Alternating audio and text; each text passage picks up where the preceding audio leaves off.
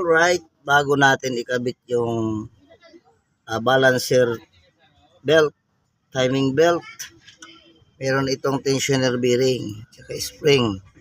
So, kailangan itong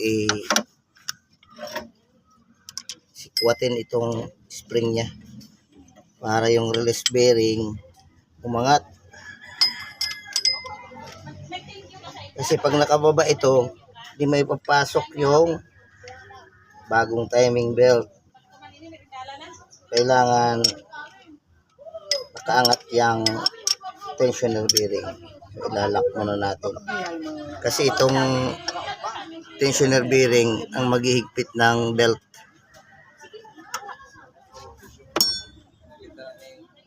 So, ito na ngayon yung bagong timing belt. Itong arrow na to, kaya may arrow ito, ibig sabihin, papunta ron yung kabit. Hindi pwede pa ganito. So, dapat yung arrow, kung saan yung clockwise, papunta ron yung kabit. So, ilalapat ko na ito dito. So, sa balancer belt, balancer shaft. Dalawang balancer shaft nito. Ito, tsaka ito. So, nasa timing na yan. Nailagay ko na yan sa timing niya.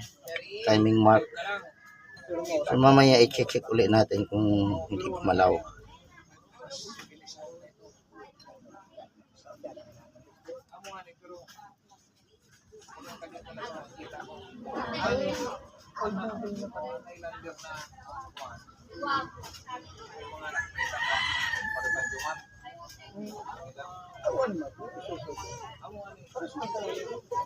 So, ayan.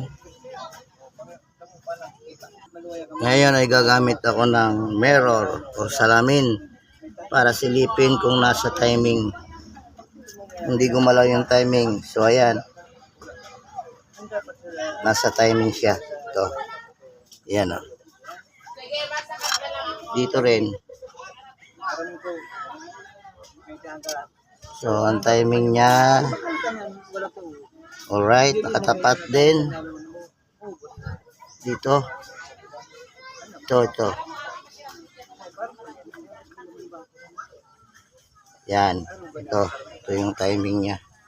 Patutok doon sa timing mark. So, dahil naka-timing na yan, ay pakakawalan na natin ito. Itong lock. Para yung spring, sumipa yung spring pababa. Pag sumipa, ihigpit na itong tensioner bearing. So, luluwagan ko na ito. Unti-unti itong gagalaw, sisipa pababa yan. Yun, pumitik na. Ibig sabihin, yun ang pinaka-tension ng belt. Huwag na natin dagdagan. Ang iba kasi, dinidiinan pa ito. So, pag sobrang higpit ng belt, di pwede kasi mapipwersa pag andar, maaaring maputol. So, kaya nga may spring ito. Dahil itong spring, ito ang pinaka-tension niya. Ito ang maghihigpit. Yan ang tamang higpit ng belt. So, yun ang purpose niyang spring na yan. So, ngayon, siyempre, higpitan natin to.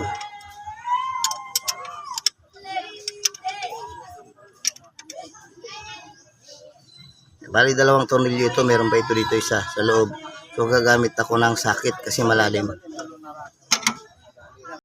So, ipa-final tighten ko na itong dalawa. Bali, dalawang bolt ito sa tensioner bearing. Smooth lang kasi baka malo-straight. Alright. Ngayon ay double check natin yung timing kung hindi nagbago. So, unahin natin dito sa sprocket gear sa taas, sa pinaka crankshaft. Ito yung timing guide niya, ito. So, nakatutok ito dito. Dito sa ngipin dito, sa dulo nito ng sprocket, meron niyang gatla. So, doon nakatutok na yan. Okay yan. So, ito dito naman tayo sa balancer gear. Yan o. Yung balancer gear, ito. Ayan. Zoom natin.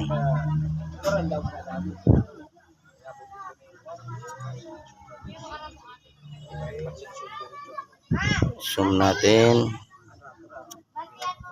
So, ayan. Ito.